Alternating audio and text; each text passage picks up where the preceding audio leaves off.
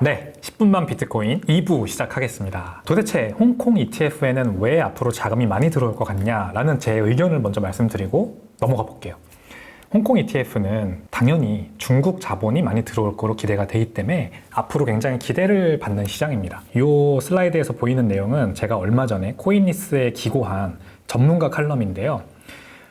중국에서 지금 MZ세대에게 가장 인기를 끌고 있는 이 선물이 뭔지 아세요, 여러분? 바로 황금콩이라고 합니다. 황금콩이 이 사진에서 보이는 것 같이 거의 1g 정도밖에 안 되는 되게 조그만 금덩이인데, 이 금덩이를 이제 유리병에 넣어서 유리병의 크기에 따라서 가격을 달리해서 파는 거예요. 이 황금콩알 하나에 한 15만 원 정도 한다고 합니다.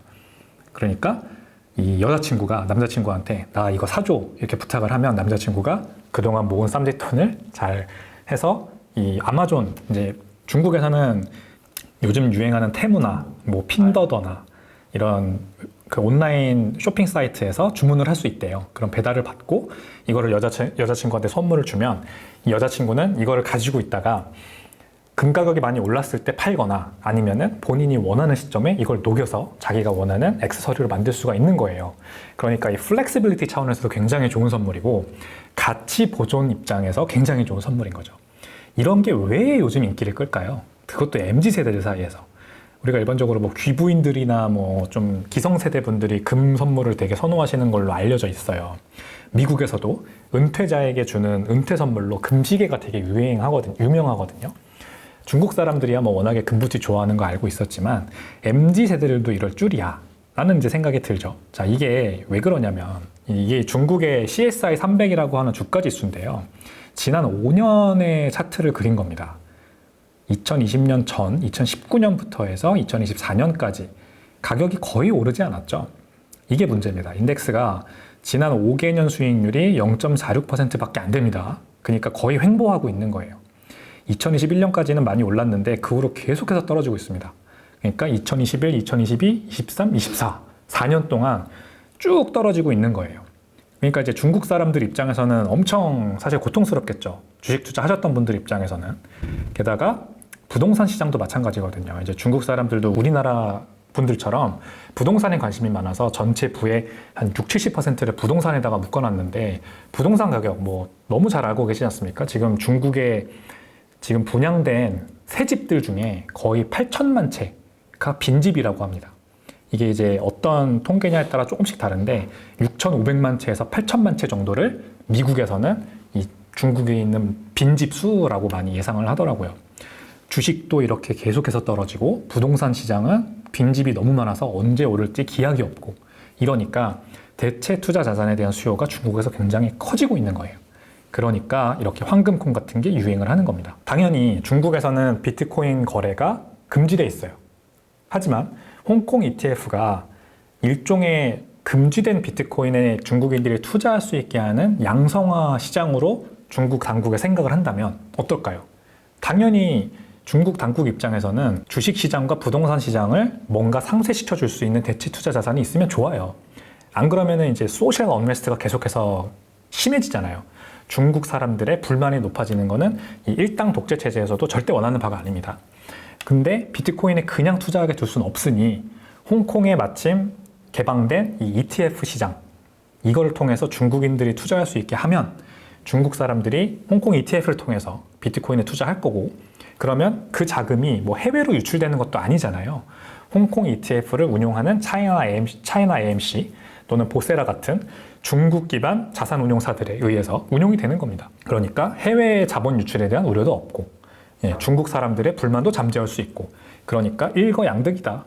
저는 그래서 이건 시간 문제라고 생각을 합니다. 자, 중국에는 스탁커넥트라는 프로그램이 있어서 중국 사람들이 홍콩 주식시장에 되게 자유롭게 투자할 수가 있어요.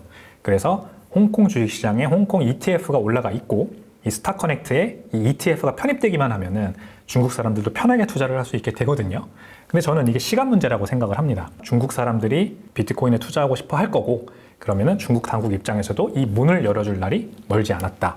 자, 그러면은 제가 아까 설명드린 것처럼 ETF가 비트코인 가격을 이끈다 라는 게 홍콩에서도 다시 한번 발현될 수가 있는 거죠. 여기 보시죠. 이제 이건 미국 시장입니다. 미국에 있는 11개 종목의 ETF에서 인플로우가 올라가면 뒤이어서 가격이 따라 오르더라. 여기서도 그렇죠. 인플로우 늘어나면 가격 따라 오르고 인플로우 늘어나면 가격 따라 올랐잖아요. 이게 홍콩에서도 똑같이 이어질 수가 있는 겁니다. 지금은 홍콩 시장이 아직까지는 그렇게 크게 가격과 유사성을 보여주지 않고 있지만 만약에 인플로우가 많이 늘어난다. 중국 자본이 쏟아져 들어와서 홍콩 ETF에도 뭐 수백억 달러의 자금이 들어온다면 이제 홍콩 시장에 얼마의 자금이 유입되냐도 역시 비트코인 가격의 선행지표가 될 수가 있습니다. 자, 그 다음에 지난주에 나왔던 또 중요한 뉴스죠. 미국에서 원래는 이렇게 돼 있습니다. 은행이 비트코인 예금 상품을 내놓으려면은 지급 준비율이 100%여야 되거든요. 그러니까 고객이 100 비트코인을 맡기면 은행은 그 100 비트코인에 똑같이 상응하는 현금을 보유를 해야 돼요. 안 그러면은 이 예금 상품을 운용을 할 수가 없습니다. 근데 이 법안을 이 일부 하원 의원들이 좀 고쳐보고 싶었어요. 왜냐하면 말이 안 된다. 지금도 은행은 어차피 부분 지급 준비율을 쓰는데 한 뭐 3%, 5%밖에 실제 현금은 없으면서 다 대출 내보내잖아요. 근데 이거를 이제 고쳐야 된다라고 법안을 발의했는데 이 바이든 행정부가 이것을 거부한다. 이런 이제 뉴스가 나온 겁니다. 그래서 여기 써 있는 내용이 뭐냐면 이제 바이든 행정부는 그 하원이 발의한 이 법안에 대해서 거부할 것이다. 라고 하는 이제 내용을 담은 거예요. 결국 이제 바이든 행정부는 암호화폐 또는 비트코인에 대해서 양성화할 생각이 없는 거죠. 규제적으로 이 가이드라인을 마련하긴 했으나 이 이상 비트코인을 활용한 금융 산업이 커지는 거나 아니면 비트코인을 활용한 어떤 뭐 미국 내 새로운 산업이 형성되는 거는 그렇게 크게 응원하는 입장이 아니다라는 거를 다시 한번 보여준 겁니다. 그래서 요날, 이것도 5월 9일이에요. 공교롭게도 참 5월 9일 목요일에 많은 일이 있었는데 우리나라 시간으로는 5월 9일이면 이제 5월 10일이죠. 우리가 하루가 빠르니까. 그래서 10일 날 비트코인 가격이 떨어진 게 이것 때문이다라는 뉴스도 많이 나왔습니다. 근데 같은 날입니다. 5월 9일 트럼프 전 대통령이죠. 전 미국 대통령이자 현재 미국 공화당 대통령 후보 이 트럼프가 아시는 분들은 아시겠지만 이 트럼프가 NFT를 지지자들에게 굉장히 많이 팔았습니다. 약간 힙해 보이고 싶었는지 NFT를 지지자들에게 팔았고 이 사진에 보이는 이 모습은 뭐냐면 NFT를 판매한 지지자들을 대상으로 행사를 했어요. 오프라인 이벤트를 해서 NFT 지지자들을 대상으로 유세를 했는데 그 자리에서 트럼프 현재 공화당 후보가 발표한 내용입니다. 이거를 이제 짧은 영상인데 잠깐 보고 넘어갈게요. They are against it. The Biden doesn't even know what it is. If you ask Biden, sir, are you for or against crypto? What's that? What the? Get me off. 바이든은 모른다. 바이든은 암호화폐가 뭔지도 모른다라는 얘기를 하는 겁니다. 누가 이거 대통령님 이거 좀 우리 암호화폐 관련된 정책도 좀 만들고 해야 되지 않습니까? 그러면 바이든 같으면은 그거 뭔지도 모를 거다.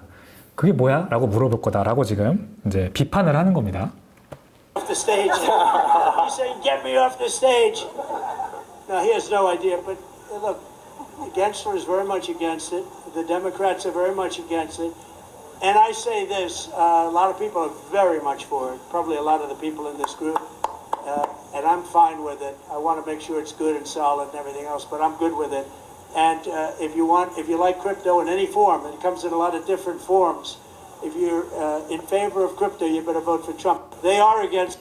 네, 그러니까 암호화폐가 무슨 종류든 괜찮으니까 나는 다 괜찮다.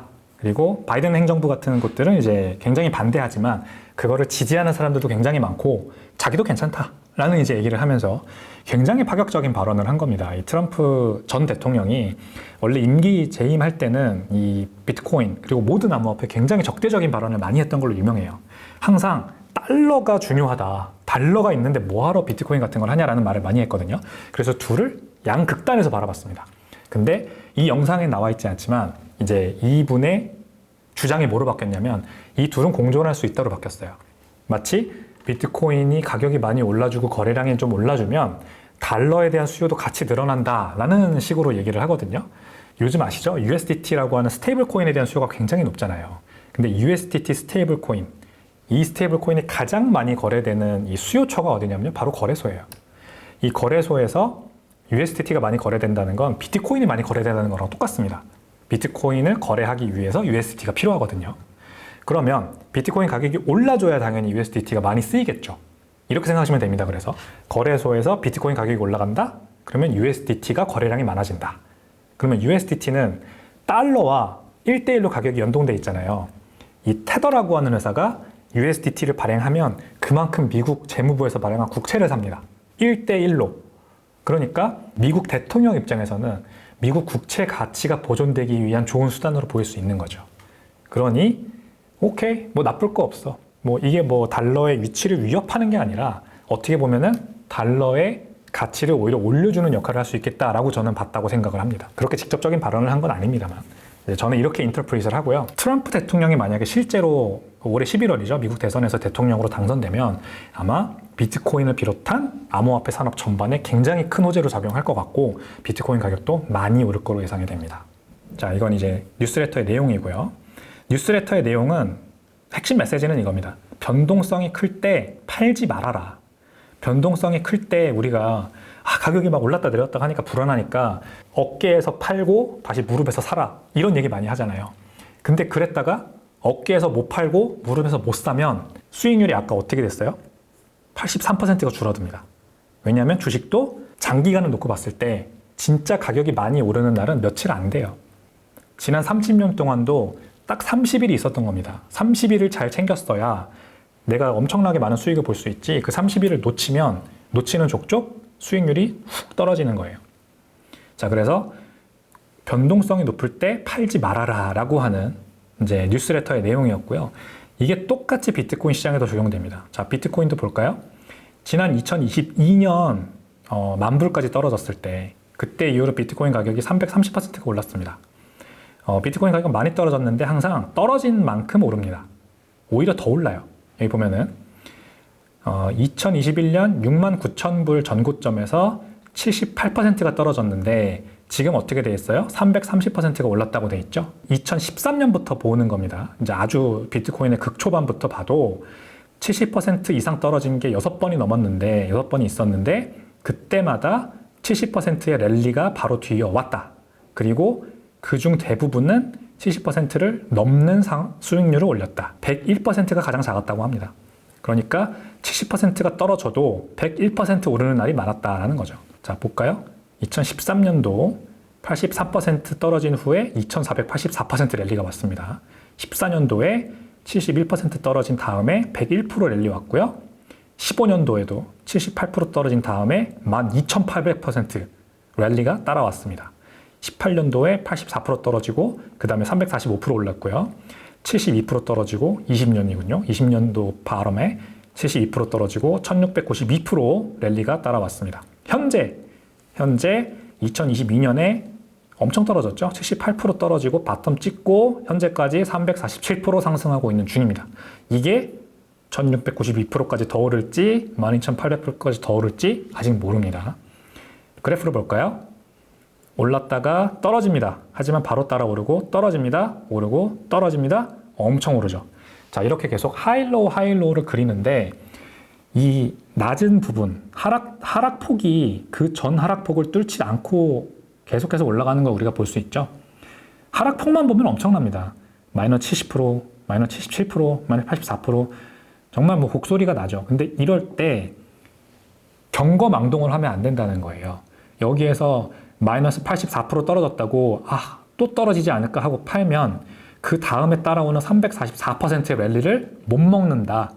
그래서 이 랠리를 못 먹으면 여러분의 수익률은 아까 주식시장의 30년에서도 볼 수 있었듯이 83%가 하락한다. 이러니까 장기 투자를 하라는 겁니다. 이러니까 지금 2013년부터 2024년까지 10년 조금 넘는 기간 동안 그냥 바이 앤 홀드 하고 있었으면 계산도 안 됩니다. 엄청나게 많은 수익률을 볼 수 있었어요. 하지만 사팔 했다면 이 상승을 다 먹지 못했을 거라고 저는 생각을 합니다. 그러니 장기로 보자. 장기라고 하면은 적어도 5년, 10년, 저 같은 경우에는 10년 이상입니다. 제가 정말 필요한 돈을 써야 되는 일이 발생하지 않는 한은 비트코인 팔지 않는 게 제가 생각하는 장기 투자의 정의거든요. 근데 분명히 보상을 해준다는 거죠. 자, 그래서 장기 투자 무조건 해야 되겠죠. 비트코인도 S&P 500이나 뭐 나스닥 같은 또는 금 같은 이런 우량 자산들처럼 장기 투자할수록 유리하다라는 거 꼭 기억하셨으면 좋겠고요. 네, 그래서 이번 주에도 비트코인은 절대 팔면 안 된다. 장기 투자해야 한다라는 부분에 대해서 말씀을 드렸습니다. 저와 함께 비트코인 맥시멀리스트가 돼서 장기 투자하고 부자가 되는 그 길을 함께 걸으셨으면 좋겠습니다. 이번 주에도 10분만 비트코인 내용 마음에 드셨으면요. 좋아요, 구독, 그리고 알림 설정까지 부탁드리겠습니다. 감사합니다.